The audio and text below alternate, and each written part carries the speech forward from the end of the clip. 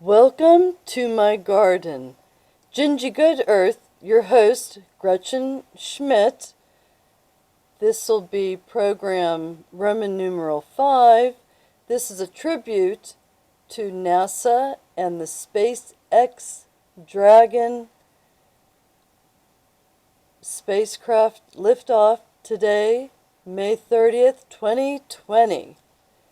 And to begin the program, I would like to say a great thought, many thoughts actually, and then I'm going to read the poem Floating, which I think really speaks for itself about a human being ascending into the divine, the heaven, and in this case, by spaceship. And I would like to share that with you today. And I also have a letter that I had written way back after the space flight accident that caused the death of the astronauts. And that was a very profound moment. And I have a letter that I wrote to a friend who was very much involved with the NASA spacecraft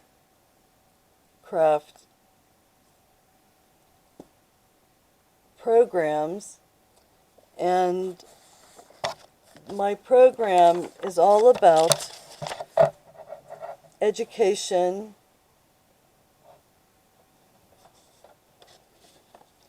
to enrich and amuse in a fun-filled, artistic way.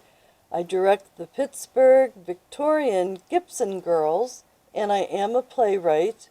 The play that I wrote that I enjoy performing is called Bearing Fruit, where Nellie Bly, 26 years older than Evelyn Nesbit, they meet over conversation and tea. And again, they're two of the most famous turn-of-the-century Victorian historic women of the past. And without further ado, I would like to go ahead and say a couple great thoughts for the day. In honor of the SpaceX Dragon mission and to the astronauts that will embark into outer space. We can achieve what we can conceive and believe. Mark Twain. Learn from the past, live in the now, and be optimistic about the future. Take a chance. All life is a chance. The person who goes the furthest is generally one who is willing to do and dare. Decisions are easy when values are clear. Unknown author. Now, Dale Carnegie wrote about Take a Chance. And learning from the past is also an unknown author. In my YouTube video on the original Native America Then and Now, you can hear in the background music that yesterday's gone and today we have to live in the present, and this is all we have. We can't predict and count on the future.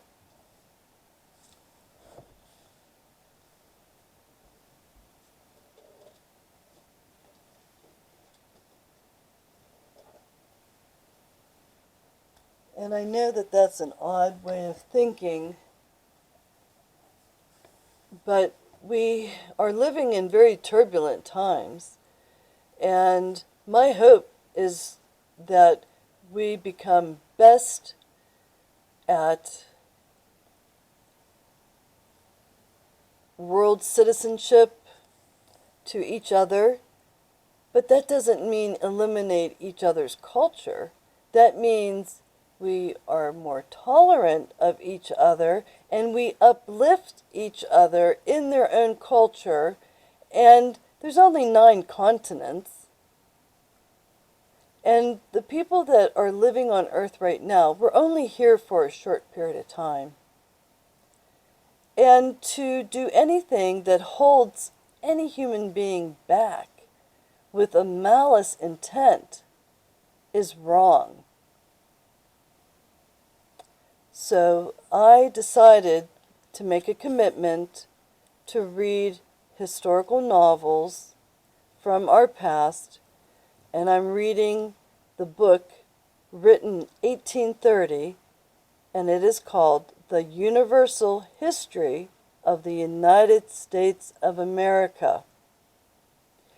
And it's probably a very actual documentation of how explorers, adventurers came from Europe and discovered the Americas, filled with wonderful culture of people and rich in resources amongst the native animals, the plants, the terrain, and the topography was very well suited for agriculture. And again, industry became more happenstance. For instance, Alcoa Aluminum was founded 1890, and International Steel Corporation of America was founded in 1891. Now, who can tell me when they discovered oil at Drake's Well in Oil City, Pennsylvania? History goes back. The dwelling at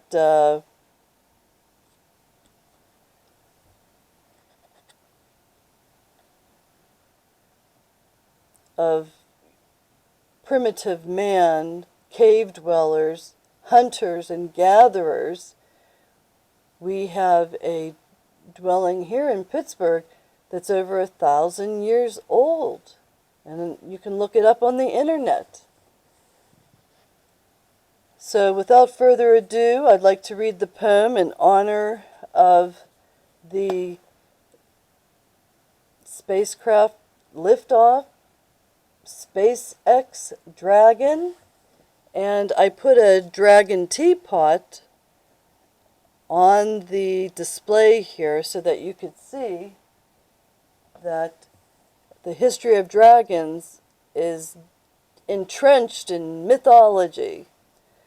And this teapot is made out of pewter, and it was made in Holland, but it exemplifies the interest in dragons, and there's even yellow yarn out of the mouth to express that this is a fire-breathing dragon. So, and again, with all the mythology, I had taken Latin for 9 years, and I am steeped in understanding and just loving the history of our past and mythology, the Roman and the Greek mythology, the great writers such as Socrates, and I hope that the SpaceX mission, SpaceX Dragon vehicle, safely passes through the Earth's atmosphere and completes a wondrous, terrific orbit around the Earth, and that the passengers that it carries arrive safely back to Earth on schedule. This is the poem that I like to share. It's written by Larissa Brittany Johnson, and her book is on Etsy.com, Wild Trout Lily. I make the books by hand, and if you would like a copy, the information is there. And you can always write to me. They're $30. But the title of this poem is called Floating. As I drift, floating among the clouds in the sky, I see the stars are closer now that I'm so high. The moon shines on the trees, the waves, and me, as I whisper with the wind so far above the sea. As I glide among the heavens, too light to care, the burden of life becomes too heavy to bear. As the link to my soul stretches thin through the sky, I know I have nothing to live for, but no reason to die. I consider the shape of my destiny. I hover on the brink of being free. Yearningly I strain, wanting just once to touch the moon, knowing my soul will not bathe in her illumination again soon. Resolutely I turn my back for a time on the stars, facing again the world of hypocrites, gangs, and bars, walking on moon rays, floating in starlight, free in the night, I return to live in the daylight. Isn't that just, beautiful and reflective of humanity? We got to do better as human beings on earth to encourage the importance of truth and love and peace for all mankind. Now let's return to the book, The Universal History of the United States of America. And when the tape stops, it stops, and then I'll move forward with a new tape. So I want to get back to it. So we're on page 36.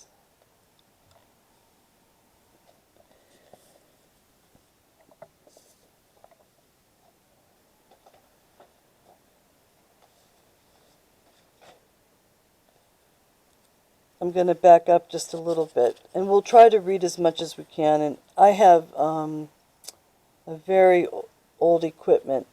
Mr. White, a nonconformist minister at Dorchester, who had prevented some few of his countrymen who had settled around the Bay of Massachusetts from returning to England, by his assurances of procuring them relief and assistance, formed by great exertions and association of several gentlemen, who had imbibed puritanical opinions for the purpose of conducting thither a colony and rendering it an asylum from the persecution of his own persuasion.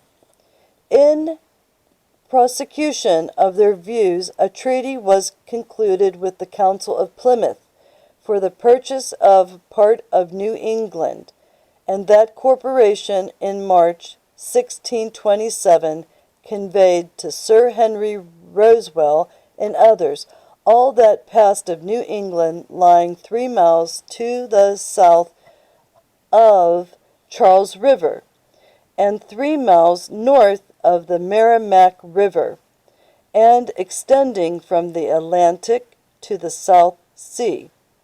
A small number of planters and servants were soon afterwards dispatched under Endicott, a deep enthusiast who, in September 1628, laid the foundation of Salem, the first permanent town in Massachusetts. In the year 1629, soon after the organization of the company, under the sanction of the rural charter, they resolved a second embarkation for their new colony, to support the expenses of which it was resolved that every person who should subscribe £50 should be entitled to 200 acres of land as the first dividend, an old saying in the South, men who marry a woman, she's usually worth 2 acres of land. So that's a lot to say, that a woman is a hard-working soul and is worth a lot.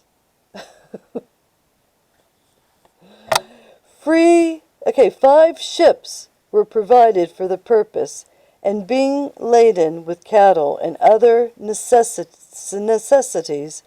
for the supply of the colony, with 300 persons, men, women, and children, they sailed from the Isle of Wight in May and arrived in Salem in June, where they found Endicott, to whom they brought a confirmation of his commission as governor.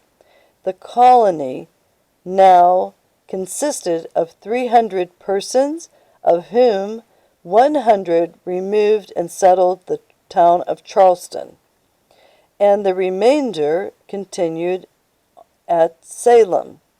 Mr. Hugginson and Mr. Skeleton resolved to lend important services in laying the foundation of the American Church. These faithful servants of Christ cordially engaged in the great design. They embarked with the second party and arrived in Salem to 1629. Early in the following year, John Winthrop, who had been appointed governor, and Thomas Dudley, deputy governor, with 1,500 persons, embarked on board of 17 vessels. Vessels is another name for, ship, and they were seafarers, at an expense upwards of 20,000 pounds, and arrived at Salem, July 1630. Dissatisfied with the situation, they explored the country in quest of a better station, and settled in many places around the bay, and laid the foundation of several towns, among others of Boston. On the arrival of Governor Winthrop in July, who was from the time to his death the head and father of the colony, he found the plantation in a suffering state. In the preceding autumn, the colony contained about 300 inhabitants. 80 of them died, and a great part of the survivors were in a weak, sickly state. Their supply of corn was not sufficient for more than a fortnight, and their provisions nearly exhausted. Friday, February 6th, was appointed as a day of fasting and prayer, but on the 5th of February, a ship arrived with provisions, and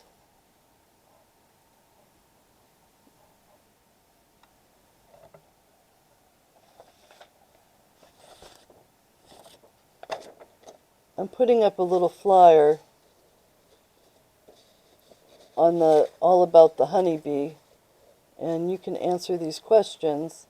The kids, you can make these questions up and ask your kids about the honeybee. And we're having problems. I'm having stage difficulties. So you probably won't be able to see that. So let me fix it. We have to get through this, and my screen